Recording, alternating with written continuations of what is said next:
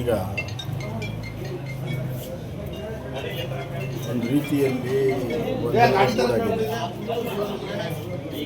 ಅಧಿಕಾರದ ಆಸೆ, ವಿಪರೀತ ಅಧಿಕಾರದ ಆಸೆಯಿಂದ ನಾಯಕರಲ್ಲಿ ಪ್ರತಿನಿಧಿಸಿದ್ದಾರೆ. ಕ್ಯಾಬಿನೆಟ್ ಸಚಿವರು ತಮ್ಮ ಸ್ಥಾನ ಉಳಿಸ್ಕೊಳ್ಳೋದಕ್ಕೆ ಒದ್ದಾಡ್ತಾ ಇದ್ದಾರೆ. ಇನ್ನು 3 ಸತಿ ಆರಿಸಿ ಬಂದವರು ನಾವು ಮತ್ತೆ ಕ್ಯಾಬಿನೆಟ್ ಸಚಿವರಾಗಬೇಕು ಅಂತ ಅವ್ರ ಪೈಪೋಟಿ ಇದೆ. ಇನ್ನು ಹೊಸಬರಿಗೆ ನಮಗೆ ಅವಕಾಶ ಕೊಡಿ ಅಂತ ಅವ್ರ ಪೈಪೋಟಿ ಇದೆ. ಈ ಹಂತದಲ್ಲಿ ಪೈಪೋಟಿಯ ಜೊತೆಗೆ ಮೇಲ್ ಹಂತದಲ್ಲಿ ಮುಖ್ಯಮಂತ್ರಿ ಉಳಿಸ್ಕೊಳ್ಳೋದಕ್ಕೆ ಮತ್ತು ಮುಖ್ಯಮಂತ್ರಿ ಆಗೋದಕ್ಕೆ ಪೈಪೋಟಿ ಇದೆ. ಸನ್ಮಾನ್ಯ ಖರ್ಗೆ ಅವರು ಕೂಡ ಭಾಳ ಸೀನಿಯರ್ ನಾಯಕರು.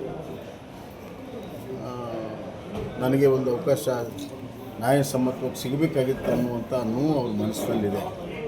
ಅದಕ್ಕಾಗಿ ಅವರು ಆ ರೀತಿ ವ್ಯಕ್ತ ಮಾಡಿದ್ದಾರೆ.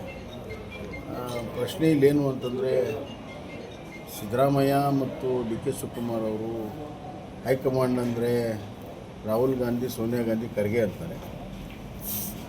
ಖರ್ಗೆ ಅವರು ಹೈಕಮಾಂಡ್ ಅಂದರೆ ರಾಹುಲ್ ಗಾಂಧಿ, ಸೋನಿಯಾ ಗಾಂಧಿ ಅಂತಾರೆ. ಹೀಗಾಗಿ ಇದು ಒಂದು ಕುಟುಂಬ ಆಡಳಿತವಾಗಿರುವಂಥ ಒಂದು ಪಕ್ಷ.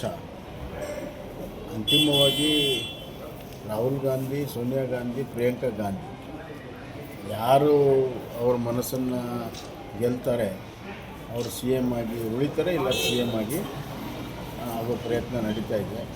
ಇದು ಪ್ರಜಾಪ್ರಭುತ್ವದ ವ್ಯವಸ್ಥೆಗೆ ಒಂದು ನಾಚಿಕೆಗೇಡಿನ ಸಂಗತಿ. ಭಾಳಷ್ಟು ಪ್ರಜಾಪ್ರಭುತ್ವ ಬಗ್ಗೆ ಮಾತನಾಡುವಂಥ ಕಾಂಗ್ರೆಸ್ನವರು ತಮ್ಮ ಪಕ್ಷದ ಆಂತರಿಕ ಪ್ರಜಾಪ್ರಭುತ್ವವನ್ನೇ ಇವತ್ತು ಸಂಪೂರ್ಣವಾಗಿ ಕೊಲೆ ಮಾಡಿರುವಂಥದ್ದು ಎದ್ದು ಕಾಣ್ತದೆ. ಆಯ್ಕೆ ಮಾಡಿದಂಥ ಜನರು ರೋಷ ಹೋಗಿದ್ದಾರೆ. ಆಯ್ಕೆ ಮಾಡಿದಂಥ ಜನರಿಗೆ ಅಪಮಾನವನ್ನು ಕಾಂಗ್ರೆಸ್ ಪಕ್ಷ ಮಾಡ್ತಾರೆ.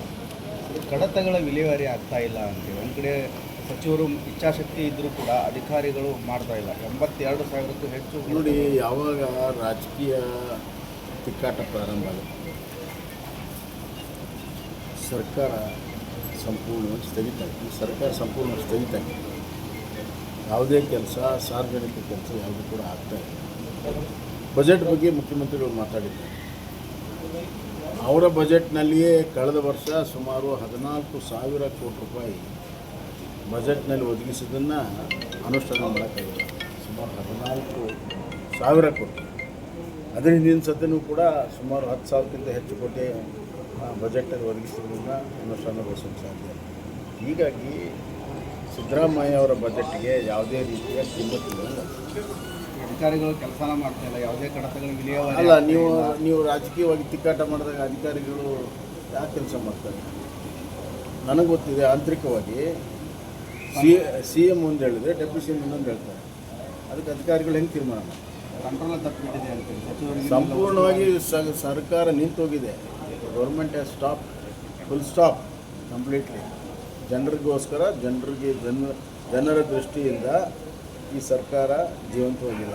ಅಧಿಕಾರಿಗಳೇನು ಕೆಲಸನ ಮಾಡ್ತಾ ಇಲ್ಲ. ಬರೀ ಇವ್ರ ಮೇಲೆ ಅಲ್ಲರಿ, ಅಧಿಕಾರಿಗಳು ಹೆಂಗೆ ಕೆಲಸ ಮಾಡ್ತಾರೆ? ಯಾವುದೂ ನಿದರ್ಶನ ಇದೆ, ನಾಯಕತ್ವ ನಿದರ್ಶನ ಇದೆ, ಮಾಡೋಕ್ಕೆ ಸಾಧ್ಯನೇ.